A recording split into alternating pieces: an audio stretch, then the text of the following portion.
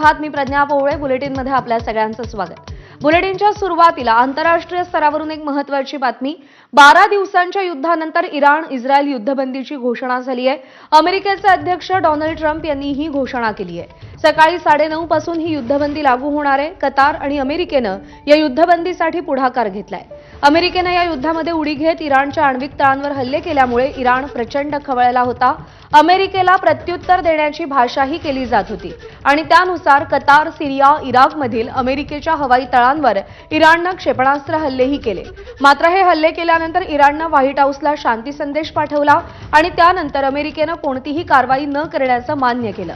सीजफायरबाबत Trump आणि Netanyahu यांच्या फोनवरून चर्चाही झाल्या. हल्ले न करण्याची अट इराणनं मान्य केल्यावर युद्धबंदीची घोषणा करण्यात आलेली आहे. ट्रम्प यांनी घोषणा केल्यावर इराणनंही युद्धबंदीच्या वृत्ताला पुष्टी दिली आहे. 13 जूनला इस्रायलनं इराणवरती हल्ले केल्यावर गेले 12 दिवस दोन्ही देश एकमेकांवर भयंकर प्रहार करत होते. तेल अवीवपासून तेहरानपर्यंत रोज प्रचंड हानीची माहिती समोर येत होती. इस्रायल आणि इराण दोघेही माघार घेत नव्हते. इराणला नमवण्यासाठी अमेरिकेलाही यात सहभागी व्हावं लागलं आणि त्यामुळे चीन, रशिया नाराज होत व्यापक युद्धाचे ढग जमा होऊ लागले होते.